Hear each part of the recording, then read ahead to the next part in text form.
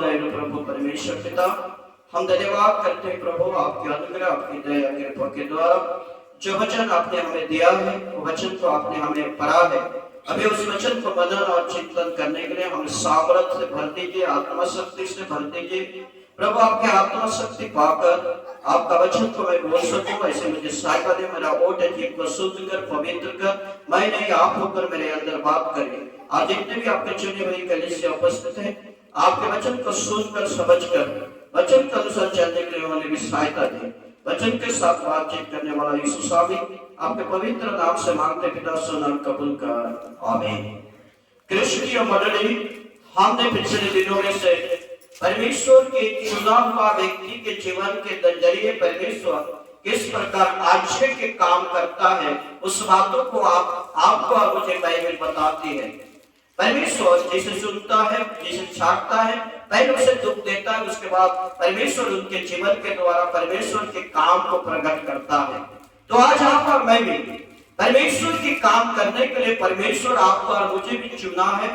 हमारे जरिए से परमेश्वर का काम क्या हो, पूरा हो। ये एक परमेश्वर की आज उपस्थिति में हम लोग आए हैं मेरे प्रिय। इसलिए बाइबल के अनुसार, धर्म के शास्त्र के अनुसार अभी हमने जो पढ़ा है, इस बातों पर सामुएल की पुस्तक पर सामुएल की जीवन चरित्रता और उस दिन में परमेश्वर की बातों लोगों पर प्रकट होना बंद हो गया। परमेश्वर लोगों से बात करना बंद कर दिया, क्योंकि उस दिन के लोगों के जीवन में परमेश्वर का ना भय था, ना भक्ति था, ना विश्वास था। बाइबल के अनुसार, धर्म के शास्त्र के अनुसार आज हमने इस पद को क्यों पढ़ा? क्योंकि इस्राएलियों ने जब मिस्र के देश पर पहुंचने के बाद जो न्याय रहते हुए उन लोग अच्छे काम करते थे और उसके बाद पापों की भागीदारी बनते थे। इसलिए धर्म के शास्त्र के अनुसार, पवित्र बाइबल के अनुसार यदि हम देखते हैं, धर्म के शास्त्र में पुराने नियम में से परमेश्वर इन लोगों के जरिए किस प्रकार के आचरण कर्म की काम किया, उस बातों को आज आप और मैं इस बातों को ध्यान दे रहे हैं। हमने पिछले सप्ताह किन के बारे में सुना? पिछले सप्ताह हमने किन के बारे में सुना? किन के बारे में? पिछले सप्ताह हम किन व्यक्ति के जीवन चरित्र के बारे में हमने सुना? किसी को पता है? सुना? भुलक गए। यीशु, गिदोन ना, इन दो व्यक्तियों के जीवन चरित्रता के बारे में हमने सुना। यीशु के जीवन की बातों को भी यदि हम स्मरण करते हैं कि यीशु के जीवन में पहला भयंकर 7 प्रकार की विपत्ति आई, उसके बाद उसे कैसा प्रतिष्ठित और कैसे सम्मान मिला, मैं आपको थोड़े देर में बताऊंगा। क्योंकि आप लोगों चर्च में समय में नहीं आते, समय में आते तो बाइबल का सारा अंश जितना मैंने आपको बताने के लिए बनाया उतना बता सकता हूं, मगर इतना नहीं बताऊंगा क्योंकि समय नहीं है। इसलिए क्रिस्टीय मंडली, जब एली के 2 पुत्र थे, विनाश और अभी के ये परमेश्वर की दृष्टि में खराब थे। इसीलिए आज और मैं भी परमेश्वर की दृष्टि में खराब बनेंगे तो परमेश्वर आपका और मुझे भी दंड देगा, चाहे वो कितना बड़ा व्यक्ति क्यों ना हो। एली याजक था, मगर उनके जो बेटे लोग क्या थे, परमेश्वर के दृष्टि पर खराब करते थे। तो परमेश्वर उन दोनों को क्या किया? बाइबल के अनुसार, धर्म के शास्त्र अनुसार क्रिस्टीय मंडली, बाइबल में जब लिखा गया है, यहाँ पर धर्म के शास्त्र के बातों पर यदि हम मनन और चिंतन करते हैं तो यहाँ क्रिस्टीय विश्वासी मंडली, यहाँ पर लिखा गया है कि एक बालक से यीशु मसीह बात करना। किससे? एक बालक से। और बालक का नाम क्या था? सामुएल। क्या था? सामुएल। और ये सामुएल किनकी संतान है आपको मालूम है? सामुएल किनका बेटा था? किसी को पता है सामुएल किनका बेटा है? माँ का पूरा ताली मर दिया। हन्ना का जो बेटा सामुएल था, और यही सामुएल को हन्ना किन पास ले जाकर छोड़ दिया, परमेश्वर के मंदिर एली के पास। और ये बालक को प्रभु एक दिन दर्शन देता है और अपने आप को प्रकट करता है। क्या आज उस बालक के समान आपको और मुझे भी तैयार होना है प्रभु का शब्द को सुनने के लिए? प्रभु की शब्द को 3 बार परमेश्वर आके पुकारता है। 3 बार किनके पास से बालक जाकर कहता है तूने मुझे पुकारा? किनके पास? एली के पास जाकर सामुएल बोलता है क्या है, मुझे आपने पुकारा है। मगर सामुएल बोलता है मैंने तुझे नहीं पुकारा बेटा, मैंने तुझे नहीं बुलाया। वो 3 बार जाकर पूछता है। आखिरी बार सामुएल को मालूम पड़ता है कि परमेश्वर ने इसे पुकारा है, इसलिए सामुएल को एली कहता है आज अभी तू जा सो, और सोने के बाद यदि तुझे नाम लेकर पुकारा जाएगा तो बोलना क्या आज्ञा है, तेरा दास सुन रहा है। क्या कर रहा है? तेरा दास सुन रहा है। आज आपका और मुझे भी परमेश्वर पुकार रहा है, आपका और मुझे भी परमेश्वर आज्ञा दे रहा है। आप और मैं भी परमेश्वर की आज्ञा पर किस प्रकार चलते हैं, एक बातों को आप और मैं भी ध्यान दीजिएगा। क्या आप परमेश्वर के शब्दों को सुनने के लिए इच्छा कर रहे हो? क्या परमेश्वर की बातों को सुनने के लिए आप तत्पर जागृत हो? यदि नहीं हो तो परमेश्वर के शब्द को सुनने के लिए आपको तैयार होना पड़ेगा मेरे प्रियो। किनके समान? सामुएल के समान। सामुएल के समान आपका तैयार होना पड़ेगा। इसलिए बाइबल कहती है कि आज मेरे प्रियजनों पवित्र आत्मा की वरदान, पवित्र आत्मा का वरदान को पाना आपका मेरा एक कर्तव्य है। आप पवित्र आत्मा का वरदान मरियम को दिया गया। पवित्र आत्मा के वरदान के द्वारा मरियम परमेश्वर के संतान को गर्भ धारण करने के लिए अपने आप को और तैयार बनी। वैसा ही अंतिम के समय में भी आज पवित्र आत्मा के बिना हमारा आत्मिक जीवन मृत्यु के समान है। यदि हम जीवित हैं, यदि हम शारीरिक जीवित हैं तो संसार के लिए जीवित होंगे, मगर आत्मिक जीवन के लिए हम मुर्दा के समान होंगे यदि पवित्र आत्मा की सहभागिता नहीं होगा तो। बाइबल के अनुसार पुराने नियम में 2 व्यक्ति के जीवन में पवित्र आत्मा का कार्य हम देखते हैं। जब यूसुफ के जीवन पर भयंकर विचित्र घटना आया और यूसुफ को जब कारागार से छुड़ाया गया, फिर उनके पास ले गया, फिर उनके सपना का अर्थ को बताया गया। उसके बाद यूसुफ को उस देश का प्रधानमंत्री बनाया गया। ये प्रधानमंत्री क्यों बनाया गया? बाइबल के अनुसार जब मैंने आपको पढ़ाता हूं तो पढ़िए। आज उत्पत्ति की पुस्तक 40 अध्याय उसका 37 और 38 पद पर यूसुफ के जीवन में और फिर कहता है तेरे समान व्यक्ति, तेरे समान बुद्धिमान व्यक्ति, तेरे समान समझदार व्यक्ति हमारे देश में कोई भी नहीं मिलेगा, क्योंकि तेरे अंदर परमेश्वर का आत्मा है। तेरे अंदर क्या है? परमेश्वर की आत्मा। किसे बात कहता है? आज उस दिन फिर यूसुफ को कहता है, मगर बाइबल आज आपका मुझसे बात करता है कि परमेश्वर की आत्मा हमारे अंदर है कि नहीं। बढ़िया क्या लिखा गया है?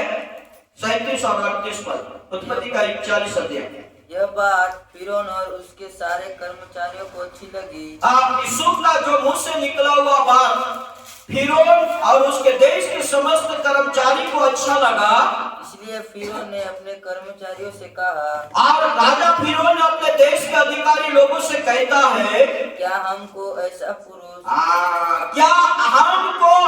पुरुष जैसा यह है, जैसा ये व्यक्ति है जिसमें परमेश्वर का आत्मा रहता है। बोलिए था इस व्यक्ति के अंदर किसका आत्मा है?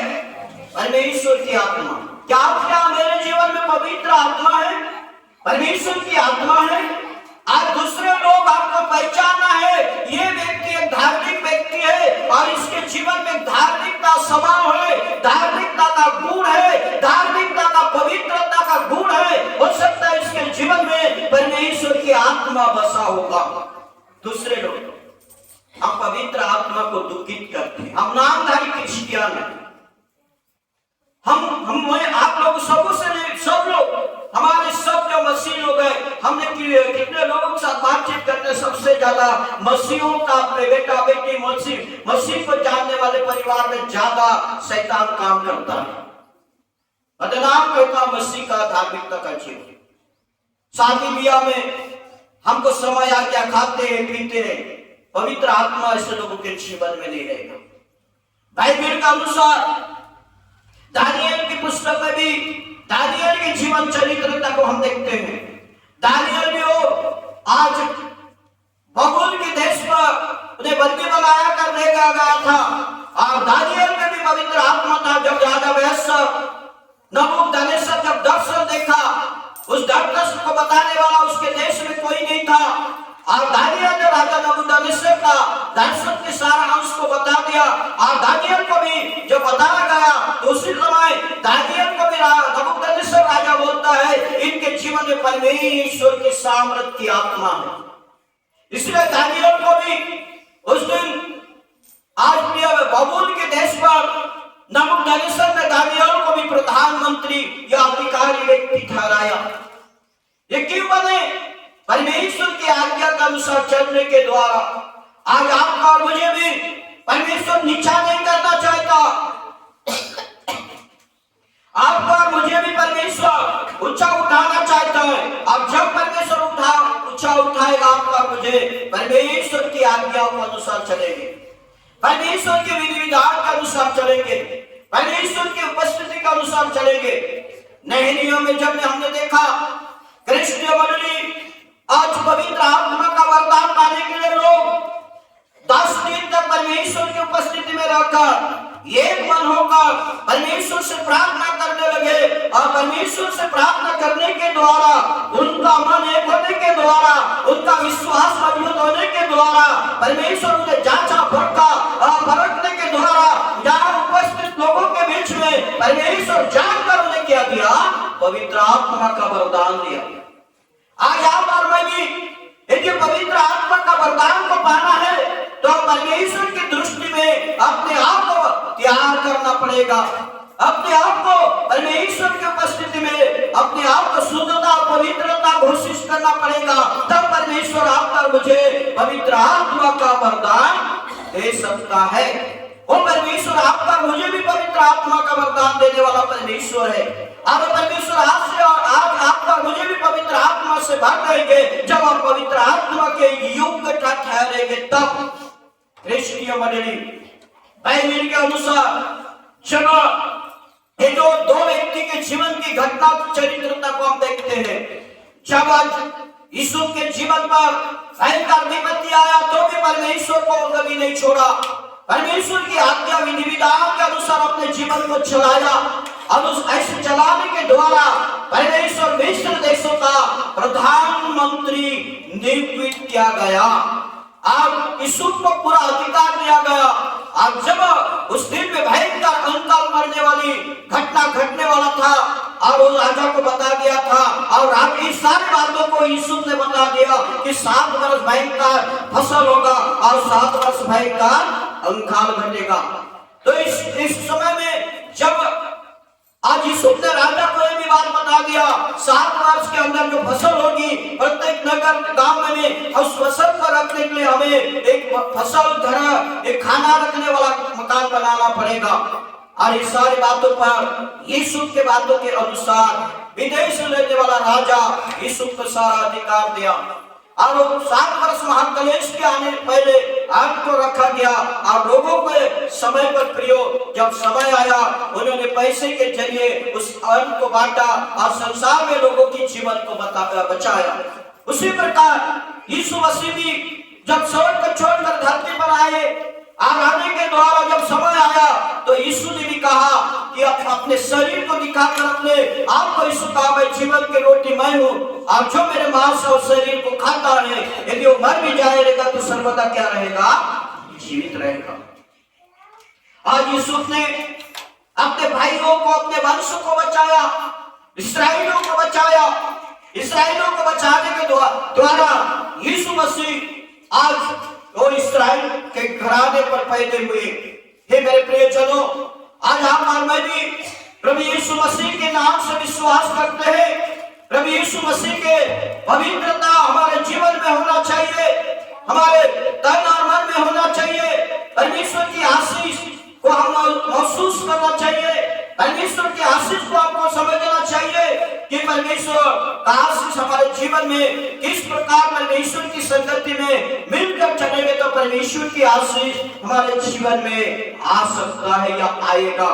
ये हमारा विश्वास होना चाहिए और विश्वास के साथ आप और मैं परमेश्वर की उपस्थिति में चल रहा है। मेरे प्रियो, शमूएल एली के अधीन पर होकर वो चलने लगा। तब शमूएल को परमेश्वर ने, एक छोटा बालक को परमेश्वर ने आज बात किया, अब उन्हें आज्ञा दिया। मेरे प्रियजनों, वो परमेश्वर आपका मुझे भी आज्ञा देना चाहता है, वो परमेश्वर आपका मुझे भी इस प्रकार की बातों को बोलना चाहता है। यदि आज आप और मैं भी उस परमेश्वर की उपस्थिति पर चलेंगे तो, वो परमेश्वर की उपस्थिति पर चलेंगे तो, इसलिए क्रिस्तीय मंडली वो परमेश्वर महान है और महान परमेश्वर की आशीषों को हमको पाना हमारा कर्तव्य है।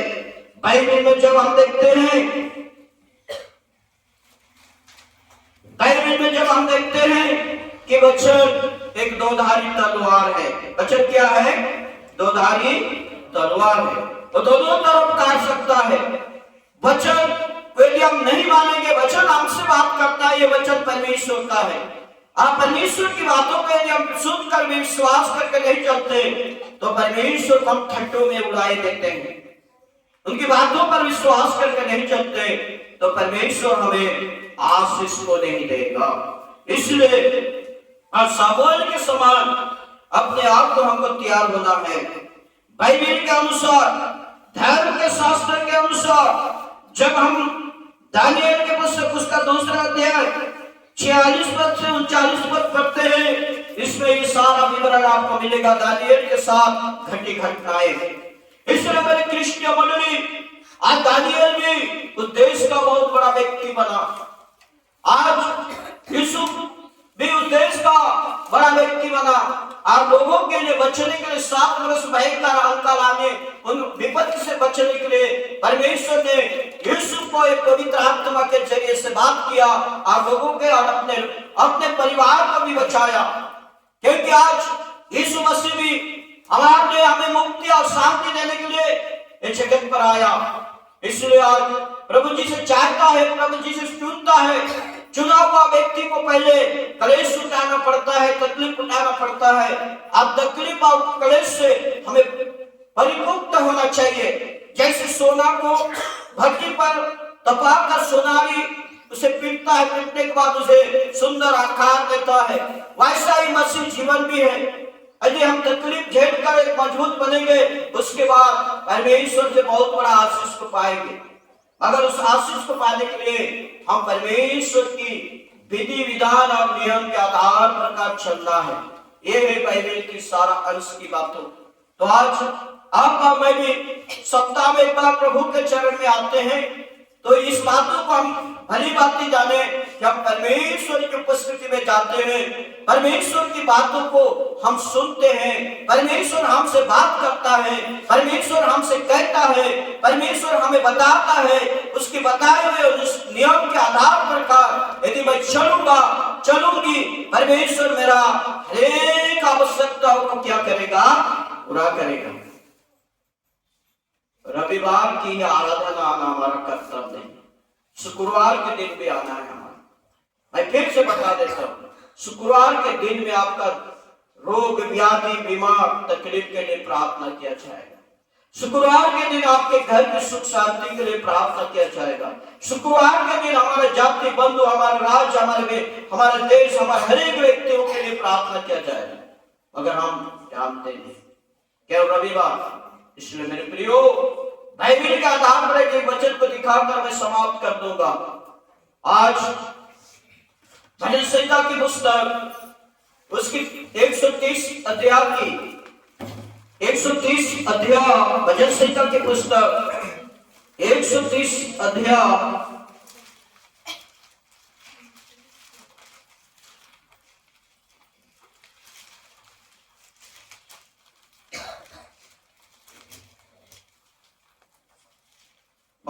उसका 5वां पद को पढ़िए, क्या लिखा है। मैं यहोवा की बाट जोता हूँ। देखिए बाइबल यह कहता है, मैं यहोवा की बाट मतलब उसकी आने की रास्ता को देखता हूँ। मैं जी से उसको मैं अपने जी मतलब अपने तन मन प्राण से उसकी बातों को देखता हूँ, और मेरी आशा उसके वचन पर है। या क्या लिखा गया है, या क्या लिखा गया है। और हमारा आशा, हमारा भरोसा, हमारा